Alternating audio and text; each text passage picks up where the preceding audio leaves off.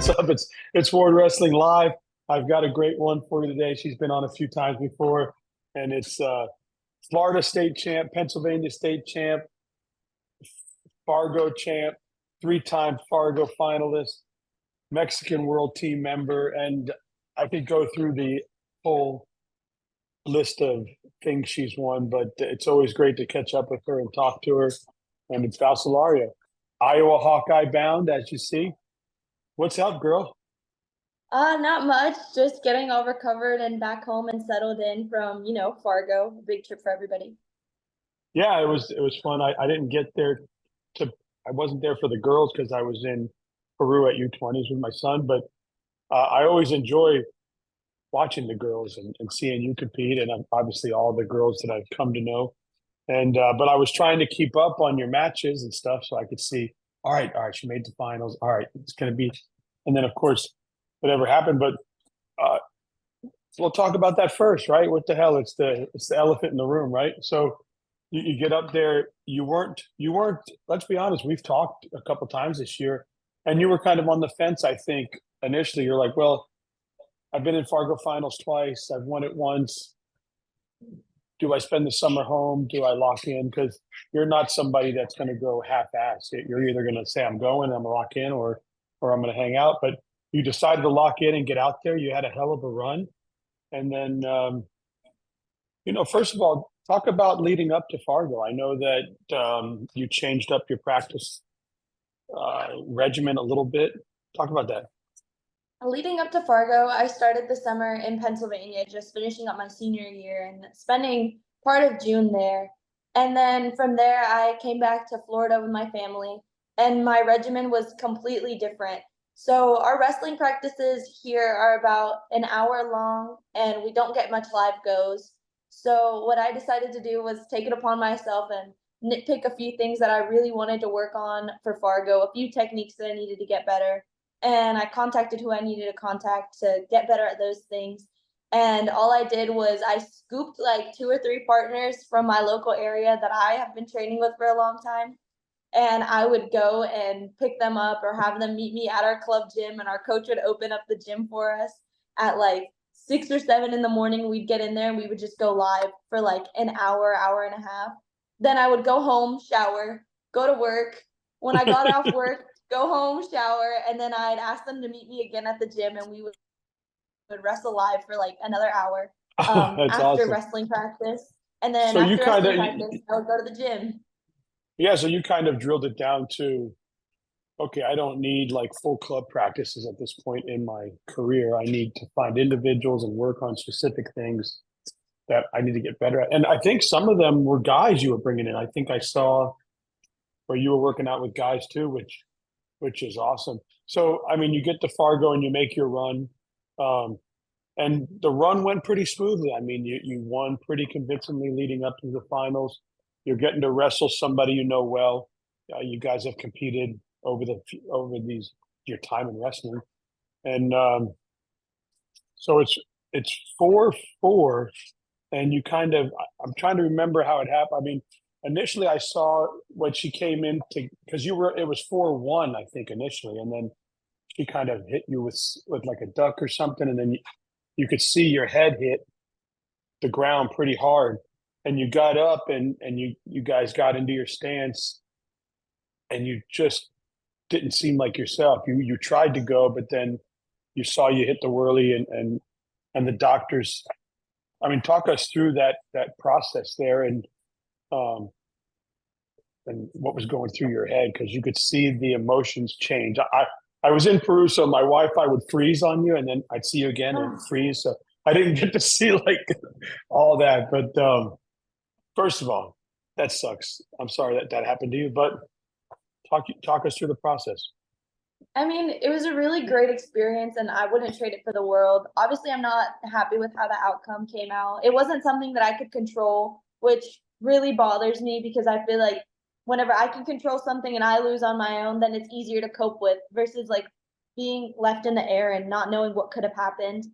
I went into the match and I was pretty confident. We had like a history before, but a history that I had always controlled. I had never lost to this specific girl before, and it's always been a pretty dominant win. And so I went in and I was pretty confident. I go in and I score the first points, bada bing, bada boom, super fast, super easy. I ended up scoring up to 6 points, and they reversed that back to make it 4-0, and they called it a slip, which I personally didn't agree that it was a slip. I believe she tried to put me in a headlock, and I wrapped my arms around her, peeled her arm off my head, took a step, and jacked myself backwards. But they ended up calling it a slip, and I was like, okay, that's fine. We can just keep working from here. And we go into the second period. I'm fine. I'm pretty fine.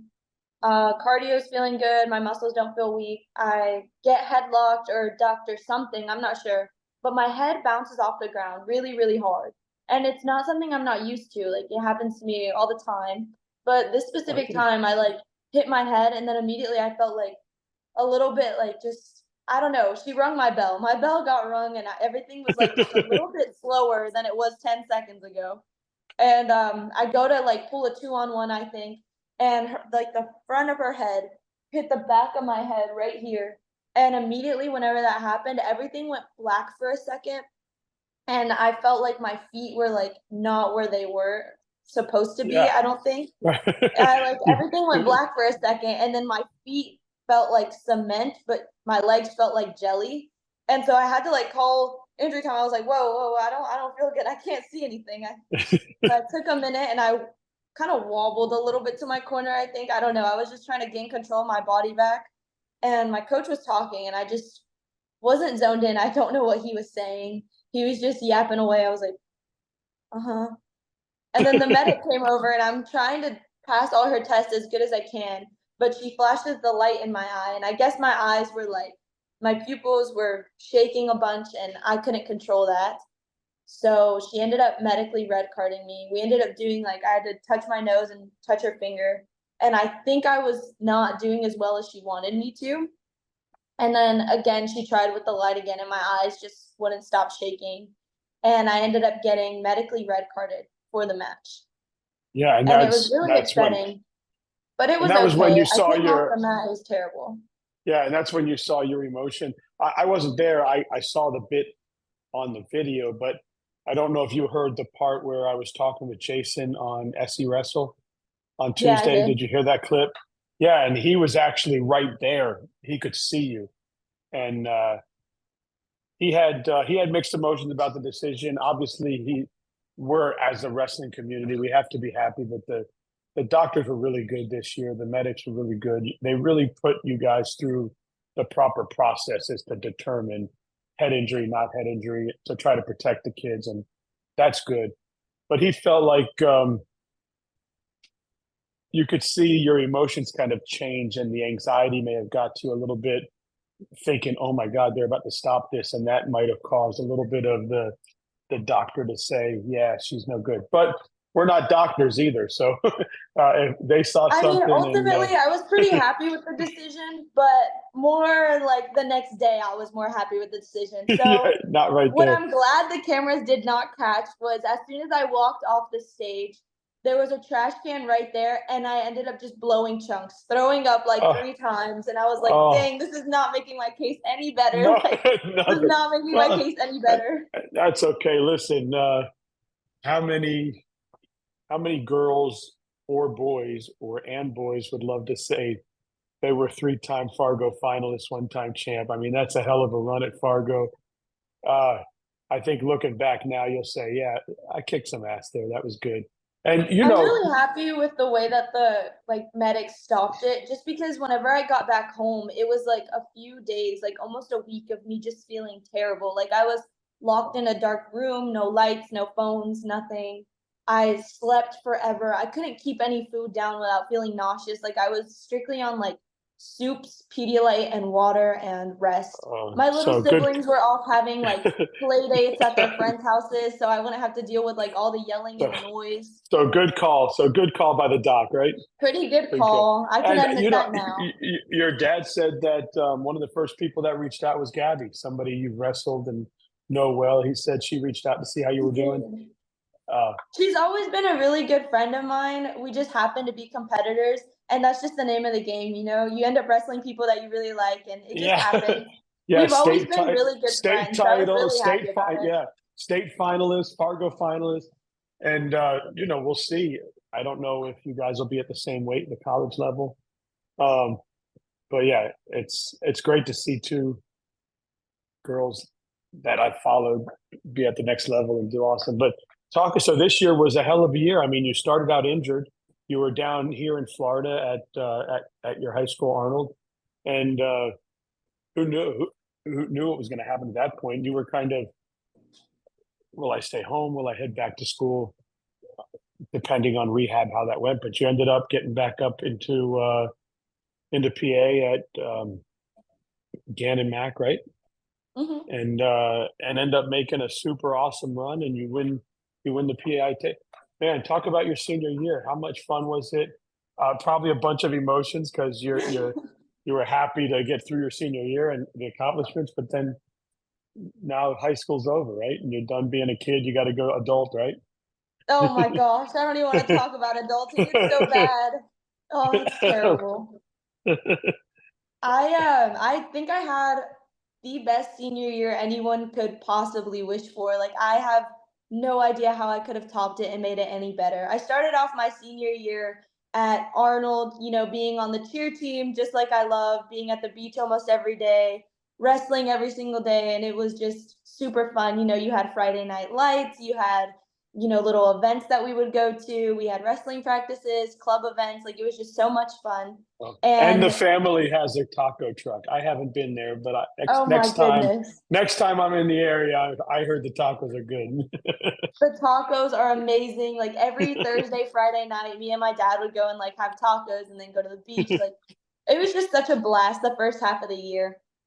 In September, I had my 18th birthday, and the day of my 18th birthday, I ended up committing to Iowa, which was the best thing ever, like just the best way to spend my 18th birthday. Shortly after that, I got some courage and I asked my parents if I could move to Pennsylvania to finish my senior year.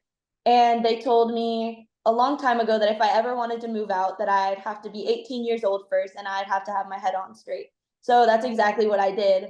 I worked really hard. I turned 18 and I asked them, and they said, why don't we just give it a month? If in a month you feel like you still want to go, then we can let you go. And I said, okay, fine by me. So I gave it that month, and somewhere in between there, I was at a wrestling practice going live with a partner who was a little bit bigger than me. We got into like this really weird scramble position, and I ended up tearing my ACL. I had a partial tear in my ACL and a strained MCL. So we didn't know what happened. Like, I've strained my MCL so many times now that it's just a pain to where I'm like, Jesus Christ, there I go for like 2 or 3 months. But then it didn't get any better. Like, it just consistently felt painful, and it hurt to the touch, it hurt to bend, to straighten. I was like, no, Dad, I think this is a different kind of pain. Like, I don't know about it. He was like, we'll go to the doctor. And they were like, yeah, she partially tore her ACL and strained her MCL. So they gave me the option to get surgery or not get surgery and do PT. Me being hard headed, I said, I don't want surgery. I just want to do as much PT as I can.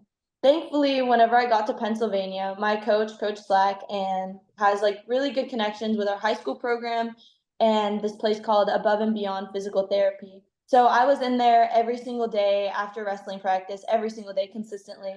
I didn't practice, but I was a captain, so I was there watching practice. And after that, I would go to physical therapy. I did that for about 5 or 6 months leading into January. And that's basically when my season started. And I only had enough time to like practice for about a month, and then it was straight to like districts, WPOs, regionals, and then the state tournament. And that's kind of how I finished out my year. And it was just so amazing. Like, being at Canon Mac is an experience like no other, especially being on the girls team. Like, we have a full roster, top to bottom. All the girls are super friendly. The coaches are amazing. We get all the same resources as the boys. And it just ends up being super fun. Like, it's amazing. Oh, I don't know what it did there. That's all right. Well, that's awesome. And I know you found a home there and you loved it there, and they've been an important part of your growth and growing. And we always see your dad. He's a proud dad. He's always making posts and doing stuff. And that's awesome. It Well, I was mean, so amazing. Like, I got to finish out the congratulations. senior year with them, and we ended up going to the state tournament, clean sweep through, and we won the team state title, and I ended up winning the first individual Yeah. title. So we There ended it up is. making history on both platforms. There it is behind me. Yeah, that's us. That's us on the podium. There they are. Oh man, that's cool. So now it's off to Iowa. But one thing I wanted to well, first of all, you're heading off to Iowa. If anybody doesn't know, she's a Hawkeye. She's heading out there probably pretty soon. It's got to be in the next couple of weeks, I'd imagine. It's time to get up Yeah, there. we head Plus, out the you're a 14th. freshman. Yeah, you're a freshman, so you got to go to orientation where I think the other kids will come in probably a week after you or something. But great. I know you were highly recruited. Iowa was who you chose, and you're excited to get there. Um, what's the next step? Just show up and wrestle, or are you excited about getting in the room? I'm sure you want to try to make the lineup. I'm sure that's a deep program, and man, how's it feel to be a Hawkeye? I mean, it's just how else can you describe being a Hawkeye besides just saying I'm a Hawkeye and just letting that speak for itself? Like, it's just such an amazing opportunity. And I can't wait to experience it and feel it there whenever I get on campus. I'm really excited. I have a lot of goals for my freshman season and my freshman year in general. I really want to make the dean's list my freshman year just because I don't know. I feel like that would be a pretty cool accomplishment to make the dean's list. I also really want to break the starting lineup, and I'm very confident that I can. I've never met a challenge that I haven't been able to overcome. So I'm very confident in myself. Hopefully I can make it to NCAAs and make a run at the national title. I really want to, step on that podium and just say that I did that. I also want to keep working to try to make the Mexico World Team this year and Yeah, hopefully just I was get gonna there. I was gonna ask you about that. I have a son that went off to compete for his heritage, which my wife is from Puerto Rico, and we see a lot. And that was an awesome experience for us to go do that. And I know your heritage being Mexican, and I know you went down there 2 years ago and competed and was a world champ there, made the world team, national champ, Pan Am's, did all that stuff. Um, this year, obviously, you wanted to make a run at Fargo, so you chose that because with U20s being the same time as Fargo, you saw a lot of kids have to make that decision.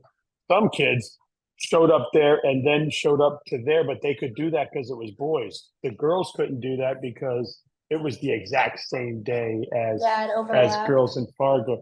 But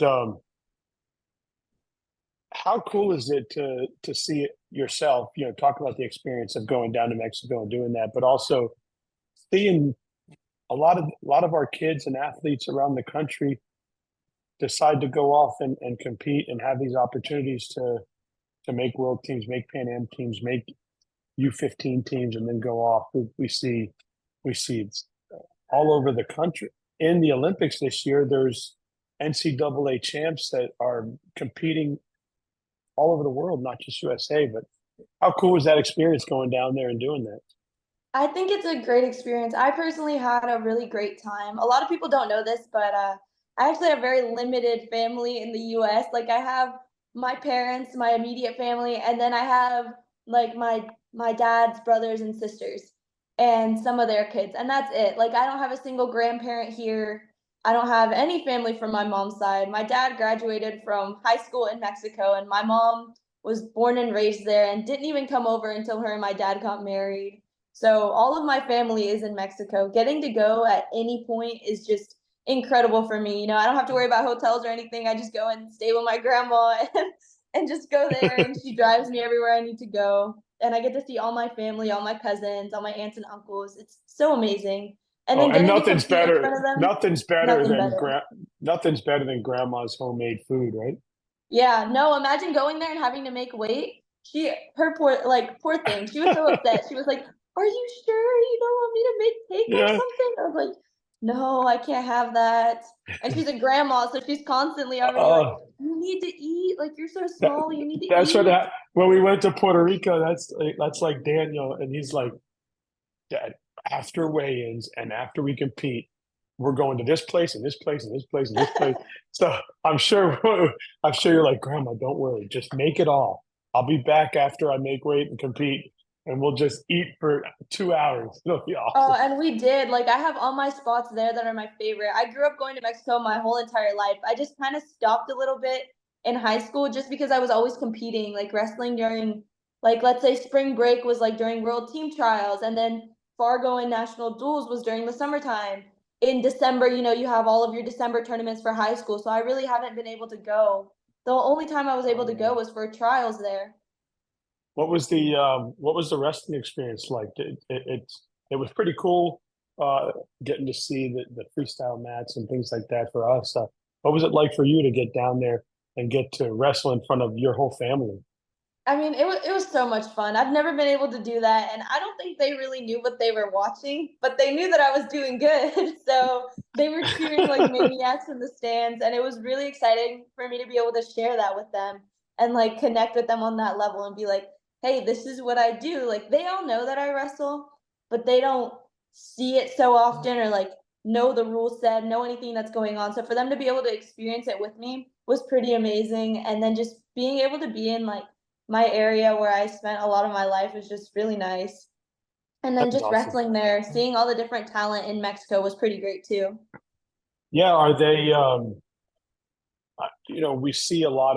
we hear a lot about Mexico because of what RBY is doing down there, and apparently he's been really involved in the youth programs now and trying to build clubs up and kind of building wrestling and coaching kids down there.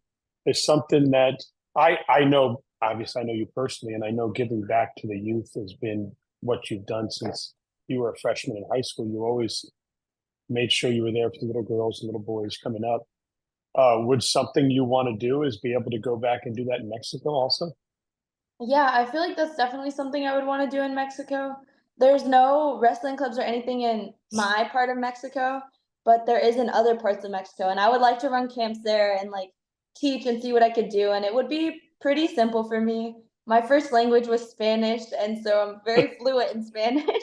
So it's no problem for me to like try to run a clinic there or anything, as long as I get to make contacts just like I have in the US and see what I can do from there.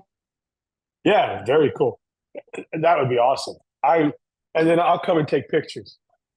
Yeah, see, now we can both work it out. You get to go to Yes. Mexico, we get to go to the beach, and then I'll run a Yeah. clinic.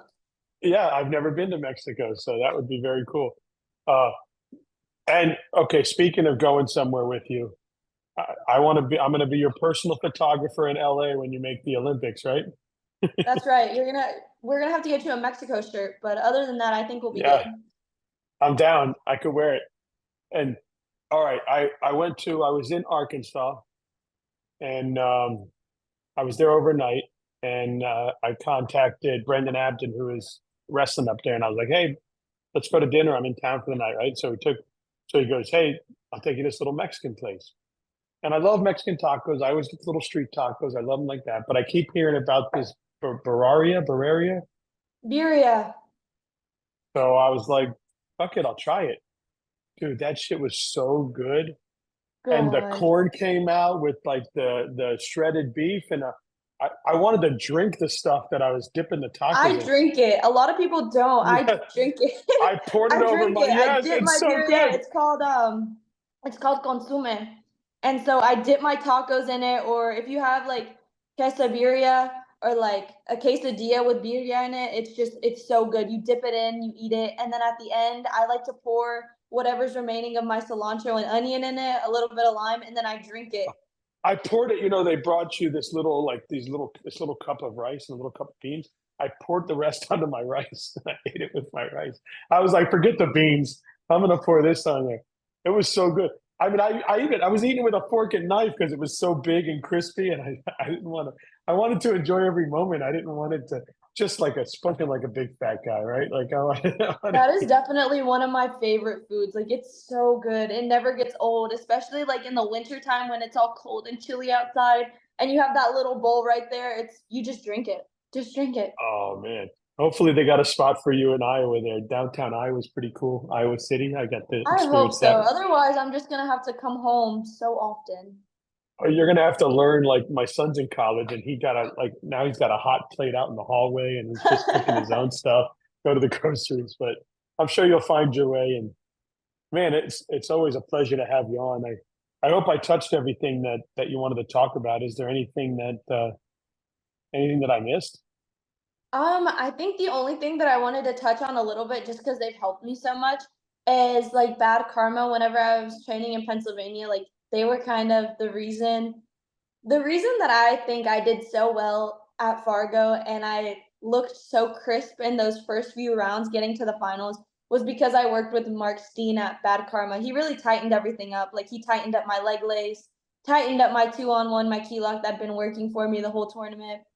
And my partners there, Avery Ryle, Daly Watson, Sierra Chiesa, and Lexi Lauda were just incredible. Like they pushed me so hard. You have Sierra Chiesa, who's previously won Fargo, took fifth this year at a different weight class.